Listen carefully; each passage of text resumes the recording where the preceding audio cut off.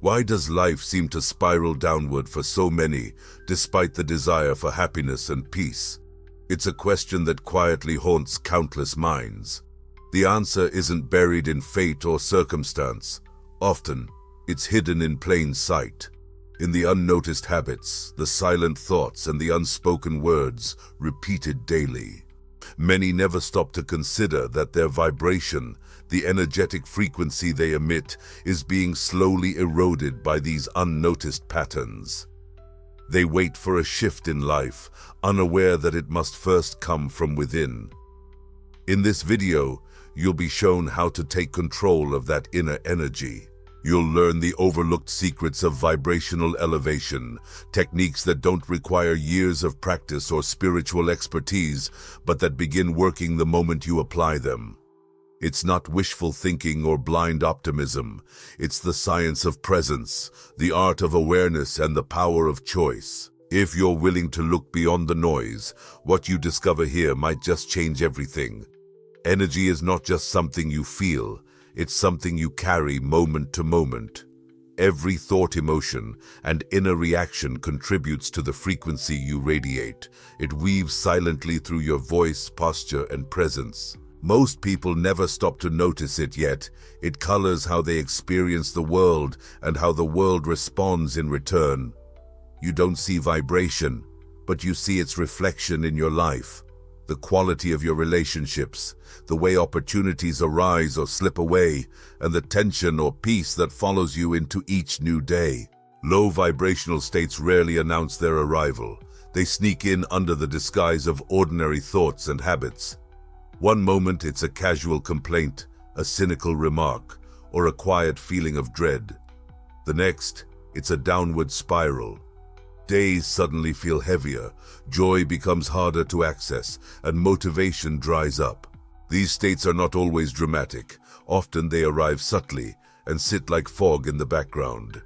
But when left unchallenged, they solidify into a kind of energetic gravity that pulls everything down with it.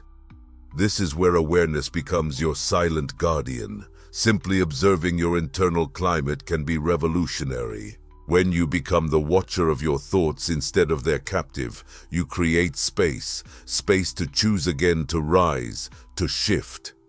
Noticing the presence of fear, anger, or sadness doesn't mean suppressing.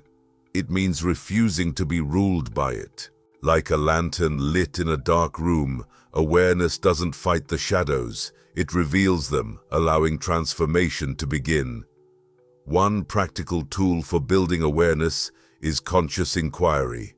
When negativity stirs, ask, "What am I thinking right now? Is this thought serving me or draining me? Is there another perspective I haven't considered?" These simple questions create a gap between impulse and action, a space where power lives. You reclaim authorship over your emotional state not by resisting it, but by recognizing it as transient, not identity-defining. With awareness in place, you regain access to choice. And from that choice, your vibration begins to shift, not through force, but through conscious alignment. You no longer wait for life to feel better before you do. You lead the way. Awareness is the light at the edge of the tunnel, reminding you that the path out of darkness is not to sprint blindly forward, but to turn on the lamp and walk with presence. Once awareness is awakened, the next movement is toward presence. Recognizing your inner state is a powerful start, but shifting that state requires stepping fully into the now. The present moment is often spoken of in spiritual circles, but its real power lies in its practicality. It is the only place where true choice exists. In the present, there is no story about what went wrong yesterday, and no worry about what might fall apart tomorrow. There is only what is happening now, and that is where your energy becomes most potent. Presence isn't just a concept to understand intellectually, it's a skill to embody. When your mind races through regrets or rehearses future disasters, your body absorbs the stress. The nervous system doesn't differentiate between imagined stress and actual threat. Anxiety, Fatigue and emotional exhaustion build as energy leaks from the present moment into places where no action can be taken. But when you return to the now through breath, sensation, or focused awareness, you gather that scattered energy back to yourself. It's like reclaiming pieces of your soul from all the timelines where they wandered. A practical entry point into presence is the breath. Not shallow, distracted breathing, but conscious, measured inhales and exhales. Try this. Inhale slowly through your nose to a count of 4. Hold for 4. Exhale through your mouth for 4, and pause for 4. This simple practice calms the sympathetic nervous system and brings the mind into coherence with the body. As the breath slows, the mind follows. You're no longer being dragged by thought. You're observing it from stillness. Engaging the senses is another gateway. Take a moment to look around. Truly look. Notice textures, colors, shadows, and light. Listen to the subtleties in sound, a bird call in the distance, the hum of electricity, the rhythm of your heartbeat. Feel the weight of your body against the chair or your feet grounded to the floor. These observations may seem small, but they are portals. Each one draws you deeper into the truth that life is happening now, not in your head, but in your direct experience. Being present doesn't mean avoiding responsibility or ignoring pain. It means meeting what is with clarity instead of distortion. You stop projecting old narratives onto new situations.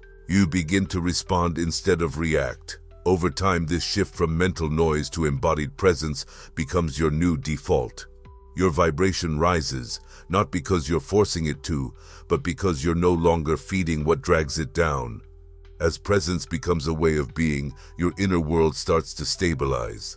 You begin to realize that peace isn't something you chase, it's something you allow. And in that stillness, life begins to flow with a rhythm that aligns with your highest state. The more grounded you are in the now, the less you fear the unknown.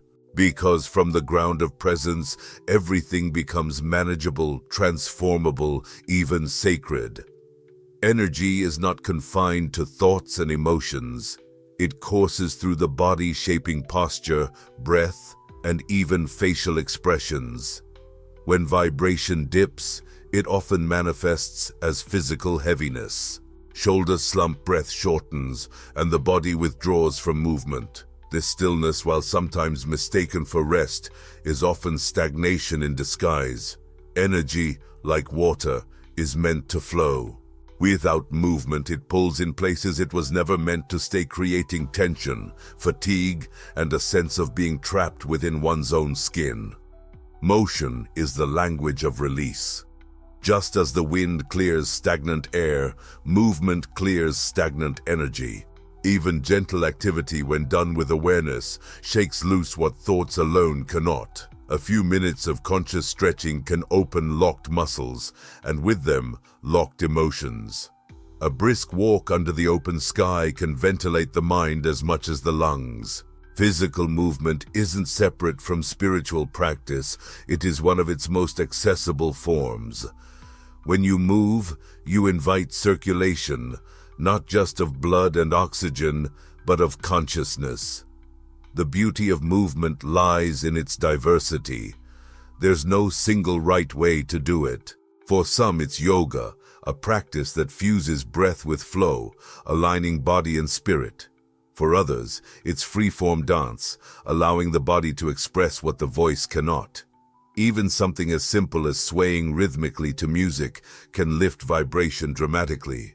These actions don't have to be precise, they only need to be felt. The goal isn't physical perfection, but energetic liberation. Nature enhances the impact of movement. Walking in natural environments, for instance, offers more than just exercise. It resets the nervous system, recalibrates the senses, and harmonizes internal rhythms with the Earth's frequency. With each footstep on soil, a subtle dialogue occurs between body and ground, a grounding exchange that reminds you of your connection to something greater. As ancient Taoist teachings often suggest, a tree that does not bend with the wind will break. Movement is how you bend. It's how you survive storms without fracturing. In moments of emotional weight, when the mind feels cluttered and the soul dim, movement becomes a form of prayer. It says, "I am willing to feel again. I am willing to be here." You don't have to wait to be motivated. Start with 5 minutes. Let the body lead, and the mind will follow. Through the simple act of moving, you awaken dormant energy, signal to the universe your readiness, and create space for clarity and joy to re-enter. Your surroundings are not passive. They participate in your energy. Every room you enter, every voice you listen to, and every image that meets your eyes carries a vibration of its own. These subtle energies either harmonize with your inner frequency or clash against it. Without conscious awareness, it's easy to become an energetic sponge, absorbing the emotional residue of chaotic spaces or negative influences without even realizing it. Just as a tuning fork vibrates in response to another, your energy responds to everything it's exposed to. That's why curating your environment isn't just about aesthetics, it's energetic hygiene. A cluttered space reflects and reinforces a cluttered mind. Dust on surfaces can mirror stagnation in thought. Start with simplicity. Clear your desk, open a window, and add elements that bring life. Plants, soft lighting, natural textures, and meaningful artwork. These changes are not superficial. They subtly signal to your nervous system that peace and clarity are present. Your outer world begins to mirror your inner intention, creating a loop of energetic support. That's why curating your environment isn't just aesthetic, it's energetic hygiene. A cluttered space reflects and reinforces a cluttered mind. Beyond the physical, relationships and digital consumption shape your vibrational climate. Time spent around chronically negative individuals, constant exposure to cynical media, or habitual doom scrolling on social platforms all drain your field. Energy, like attention, is a limited resource. Choose wisely where you spend it. Seek out voices that uplift, communities that encourage, and spaces that feel like a deep exhale. You don't have to isolate yourself, but you must become discerning. As the saying goes, don't surround yourself with people who dim your light. Surround yourself with those who fan your flame. Even one shift in your environment, a room made sacred by intention, a friend who speaks from the heart, a playlist that opens your chest, can recalibrate your entire state. When your surroundings are aligned with your desire to vibrate higher, transformation no longer feels like a battle. It becomes a natural extension of the space you inhabit. You begin to live in harmony with the energy you're trying to become. Imagination is not a retreat from reality. It's a tool for shaping it. What the mind repeatedly envisions, the body begins to embody, and life eventually reflects. Visualization, then, is not wishful thinking. It is intentional creation. It plants emotional experiences into the subconscious, where they take root and begin altering your vibrational signal. The frequency you emit is not just based on what's happening around you. It's largely shaped by what you expect and believe within you. Visualization begins with a clear and vivid mental image, not abstract hopes, but concrete scenes that activate your senses. Picture yourself already immersed in the outcome you desire. See the environment around you, feel the emotions, hear the sounds, even sense the temperature in the air. The more detailed the image, the more powerfully your nervous system responds. The brain, astonishingly, doesn't know the difference between a vividly imagined experience and a real one. So when you visualize abundance, peace, or success with clarity and emotion, you shift your vibration to match it, even before the external world catches up. This practice is a form of mental rehearsal. Olympic athletes use it to refine physical performance. Visionaries use it to anchor themselves in possibility. You can use it to rewrite your internal atmosphere. Each visualization is like laying a brick in the house of belief. Over time, the structure becomes solid. Your subconscious begins to accept this imagined reality as your baseline, aligning your thoughts, emotions, and behaviors accordingly. Yet visualization alone is only one part of the architecture. Words must follow image. Affirmations are the spoken counterpart to mental imagery. They reinforce what is being constructed in the mind. Phrases like, "I am aligned with abundance," "I radiate calm confidence," or "I trust the flow of life," become more than statements. They become instructions. Spoken daily, written often, and felt deeply, these affirmations imprint new patterns onto the subconscious. Where old beliefs once held power, new truths begin to grow. The key to effective affirmation lies in emotional resonance. It's not enough to repeat words, you must feel them.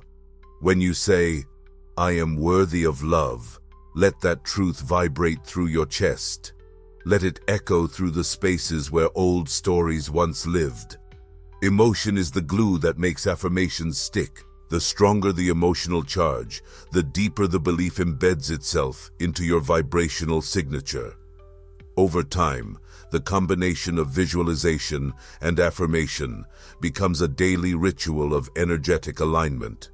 You no longer wait for life to give you evidence. You generate the evidence within. As belief shifts, so does vibration. And as vibration shifts, life reorganizes itself to match. Visualization becomes the architect, while affirmation becomes the voice. Together, they lay the foundation for a reality built on higher frequencies. There is a form of energy exchange more immediate than thought, more powerful than visualization, and more universally available than any meditative practice: kindness. Acts of giving are not just moral virtues, they are vibrational accelerants. Every time you offer something to another, be it time, attention, words, or resources, you initiate a transfer of energy that uplifts not only the recipient, but also the giver. In the act of caring, your frequency naturally elevates. The heart expands, the ego softens, and the illusion of separation dissolves. When kindness is offered without expectation, it becomes a form of spiritual technology. It bypasses the mind's calculations and touches something deeper, what some might call the soul or the higher self. Helping someone carry groceries, giving a genuine compliment, or listening without judgment can seem insignificant on the surface. But on an energetic level, these moments send ripples far beyond what can be measured. You step out of your personal narrative and into alignment with a broader flow, the rhythm of unity, compassion, and collective elevation. Even in moments when you feel depleted, choosing to act from kindness creates paradoxical strength. Energy given in love does not leave you empty. It multiplies in return. This is the boomerang of vibration. What radiates from you circles back magnified. It's why in your darkest moments, extending help to others can be one of the fastest ways to shift your own frequency. You become a channel through which light flows, and in the process, the shadows within you begin to retreat. It's not about dramatic gestures. In fact, the subtler the act, the more potent its vibration. Picking up trash from a sidewalk, sending a voice note to check on someone, or silently blessing a stranger on the street. All of these elevate the field around you. Kindness is a frequency. The more you embody it, the more your life begins to vibrate at that frequency naturally. You move from effort to flow, from lack to abundance, not because of what you gain, but because of what you give away. Let kindness be the final anchor in your vibrational practice. It completes the cycle that begins with awareness, moves through presence, and physical energy builds through belief, and finally manifests outward. You become a lighthouse, not by seeking attention, but by radiating from within. In choosing to uplift others, you build a world that returns the favor. One kind act at a time, you harmonize your energy with something timeless, something whole, and in that resonance, your vibration not only rises, it stays elevated. Raising your vibration isn't a mystery. It's a discipline of awareness, a practice of presence, and a willingness to shift. Whether through gratitude, breath movement, uplifting company, affirming your truth, or choosing kindness, you hold the tools. You don't need more time or more perfection. You only need to begin. In each moment lives a choice.